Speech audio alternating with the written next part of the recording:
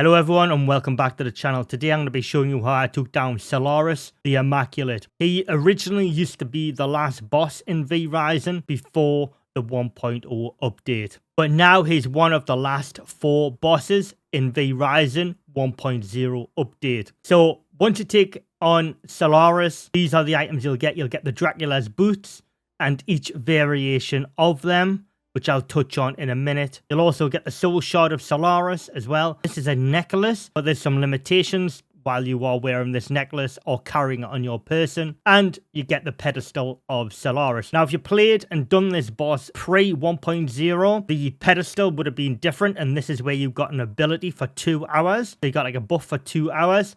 That's no longer the case, which I'm going to show you now. You can build the Pedestal of Solarus like you used to be able to. It's a lot cheaper as well. You can just press F to click on it, and you can store your pendant inside of, Now, all that does is keeps it inside of your base. While that's stored in there, you're free to use your bat form or anything like that. But if you carry the actual pendant on you or wear it, you cannot go into bat form. There are a few limitations to what you actually can do when you're carrying this thing. So the Soul Shard of Solarus gives you plus 31.9 spell power, plus 15% spell cooldown recovery rate, plus 15% damage to vampires. This is probably going to be the Soul Shard to use against Dracula. For my build, this is the ideal Soul Shard because 10% chance on primary hit to spawn a Death Knight.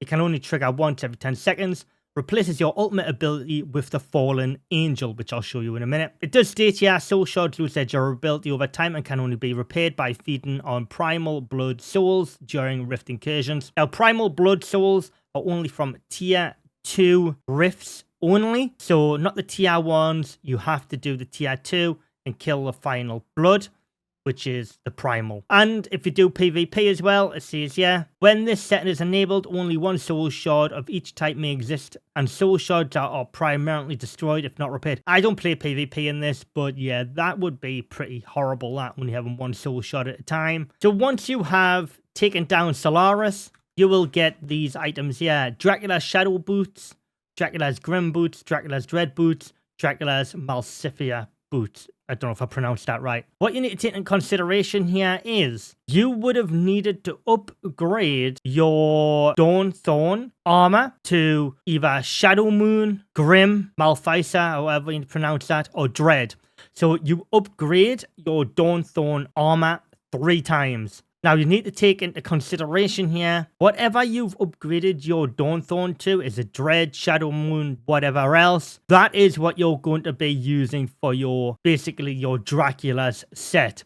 So you've got to really think about what you want to upgrade your Dawnthorn to before you even progress to your Dracula. Now, giving you this information now is pretty useless because you've probably already upgraded your Dawnthorn stuff, because I doubt very much that you're trying to take on Solarus with just regular Dawnthorn gear. I'm going with the Dread set anyways, so I'm just upgrading to Dracula's Dread. So for the boots, I only can show you right now, you'll get 188 max HP, you'll get +1 physical power and 1.2% damage reduction, which is great. I don't want so much damage coming in. So for a 2-piece set, you'll get increased weapon cooldown recovery rate by 10%.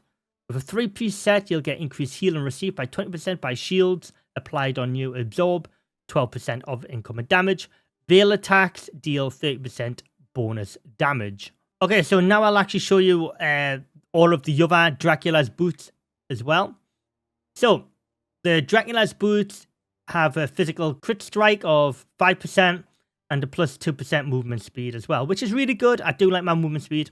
With a 2-piece set, you'll get critical power by 30, increased primary attack leech by 10% with 3-piece, and 4-piece, again 15% physical critical strike chance and 10% movement speed for 3 seconds after using a veil. And the next boots is Dracula's Grim Boots, which is 188 health again, 5% weapon attack speed, 3% weapon skill life leech, which is really good if you like using a lot of leech abilities, so you can get your HP back up. So with a 2-piece set, you'll get increased physical power by 1.8 and spell power by 1.8, which is really good. Increased max health by 130 with a 3-piece set. That is insane, that. Veil attacks heal for 2% additional max health and gain 10% attack speed for using Veil for 3 seconds. That is very good, actually. I've not noticed the 130 health before, but yeah, that's really good. And the last one is the Mail Savant Boots. Again, 188 HP, 1.5 spell power, 4% spell critical strike chance. And for a 2-piece set, increase spell leech by 10%, increase spell cooldown recovery rate by 10% for 3-piece. And for 4-piece, gain 15% spell critical strike chance for 4 seconds after using Veil. And to craft all of these, like I said before, you do need the boots previously upgraded. And you will need 9 Shadow Weave and 9 Battle Leather to actually craft these. Okay, so now to go through the abilities, the weapons, and all of the gear and everything I used for this fight. Before getting into all of the information though, if you do like my vrising guides, I'd really appreciate if you did like the video and subscribe to the channel. So the abilities I used for this fight is pretty much 3 Chaos Magic and 1 Unholy Magic. So let's look at the Chaos Magic first. I've got my dash, because you can do double dash with this. So this is what I'm using, and I'm using only a tier 3 jewel for this. Spawns a second illusion when casting, dealing 63% of the original damage. Inflicts a fade and snare lasting 1.4 seconds when the illusion explodes. Increasing damage done when the illusion explodes by 24%. It's a really good tier 3 jewel, that, the Unstable Gloom on the Veil of Chaos. Let's have a look at Chaos Volley. Again, I have a tier 3 jewel only on this because I'm pretty lazy on getting the tier 4 jewels as they are super expensive. Chaos Volley, Destructive Vortex. Increases projectile range and speed by 23%. Hitting a different target with the second projectile deals 41 additional damage, reduces cooldown by 9%. That is my little favorite spell there in the game, to be fair. And my ultimate is another Chaos Magic, which is Chaos Barrage. Launch 4 Chaos Orbs that deal 200% magic damage on direct hit, 100% magic damage to enemies in an area that inflicts ignite. Like I've stated in many other vrising guide videos, I like my Chaos Magic because of the heavy hitting and dots you can get on the target. Anything that applies additional damage over time, I'm a big fan of. And the last ability is Death Knight. This is by far an underrated ability, and I absolutely love it. Summon a Death Knight at the target location that attacks nearby enemies. Each swing deals 50% magic damage in an area and inflicts Condemn. The Death Knight lasts for 6 seconds. And the jewel I've got here, again, is a tier 3 jewel. Inflicts a fade and snare lasting 1.3 seconds on enemies nearby the summoning location. Summon a Skeleton Mage with a 32% increased power when the Death Knight lifetime expires. Increase Death Knight health by 37%. Onto my gear. Now, before anyone says in the comments I cheesed this boss, you really haven't paid attention to any of my other videos. I do not cheese bosses. If I somehow am a gear score level higher than the boss, I cannot help that. If I need to progress in the game, I will progress. Now, I don't cheese bosses. So before I get onto my weapons, I just wanted to get that out the way.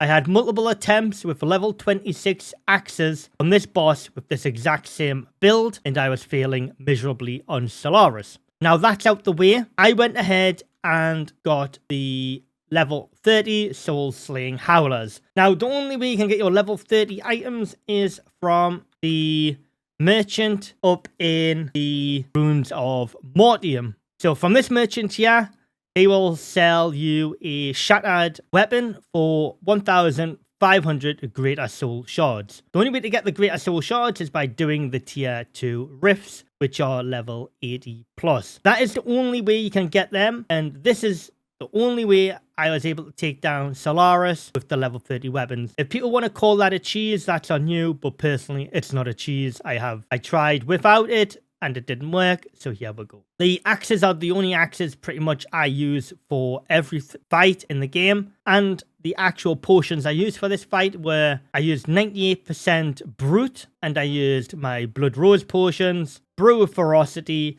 and a Witch potion. The Witch potions are just an upgrade of the Enchanted Brews. You get 3 power for 60 minutes with the Enchanted Brew, and you get 6 spell power for 60 minutes with the Witch potion. And like I touched on at the start of the video, I had the Dreadplate chest guard, the Dreadplate leggings, not the Dracula's boots. I had the Dreadplate boots at the time. I've upgraded them, and I've got the Dawn Thorn gloves. Since Solarus is 100% holy, you will need a holy resistance flask. Holy resistance potion will not be good enough. Definitely use the flask. And also, it feels like you take fire damage in this fight as well for some strange reason. Take a fire resistance brew as well and pop that. Like, I'm not 100% sure on this, but just take it and pop it, because I always seem to do better with a fire resistance brew used on me than when I didn't on this fight. You can locate Solarus the Immaculate right here in the Passage of Light in the Silver Light Hills area. If you do have the Eye of Twilight, a big icon will be here like this here. It'll be telling you that there's a soul shard here, but I've already taken it, so it's no longer there. This is where he is in the Fortress of Light. If you have bat form, you can actually just teleport to the Vampire Waygate here and fly over and land in the courtyard here. There'll be no NPCs waiting for you. There's actually no NPCs at all in this square here or anywhere inside of here. Okay, so I'm going to now walk you through the Solarus the Immaculate boss fight. Now, this can be a little bit of a tricky fight if you're not sure what you're doing. So, once you get into the Fortress of Light, you want to make sure you have all the following potions popped, and you'll be good to go. So, once you go to confront Solarus, you want to hit him with your ultimate first, which is your barrage. So you can get quick dots on the enemy and do a significant amount of damage. Now, what you need to do is also put down your Death Knight as quick as possible to take the attention away from you. Because as you'll see, a lot of the abilities will be directed towards your Death Knight for this fight, but there's some big AoE attacks what Solarus does, like this one here, which you just have to dodge. Your Death Knight can't help you at all with that. Now, as you can see, that ability there, you can actually put your Death Knight in front of you, so them actual little swirlies will hit your Death Knight, and it'll leave a little gap so you can maneuver through them so you don't get hit as much. Now, this is where Solarus will spawn his Divine Angel at half HP. Now, you do have to attack this. Make sure you start directing all your damage to the Divine Angel, because once this gets down to 0 HP, the Divine Angel will become subdued, and then it will start fighting for you, but it will also trigger Solarus Immaculate going into a shield state. Once the Divine Angel has started healing itself up, it will attack Solarus again, the Divine Angel, and it will break its shield, and that's where you start going into the final part of this fight. So I've just skipped forward to the point where you take down the Divine Angel, and Solarus is now in shield form. He's healing himself up, but don't worry about that. There's nothing you can do. As you see, the Divine Angel breaks Solarus' shield, and he will now start engaging Solarus. You still got to dodge all of the swirly attacks, but you can see the damage that the Divine Angel is putting out on Solarus. You just need to focus all your DPS now on Solarus and dodge his attacks. Unfortunately, the Divine Angel does eventually start dying, so it's back to just 1 versus 1, and this is where you've just got to fight Solarus and hope for the best. So basically, keep on pounding with your Chaos Volley if that's what you're using, and dodge his big attacks, and then this fight's over with pretty quickly, like so. Thanks for watching, everybody. If you found this guide helpful, let me know down in the comments. Leave a like on the video. It really does help out the video and the channel a lot. And subscribe to the channel as well so you don't miss any more vrising content. Thanks for watching, everybody.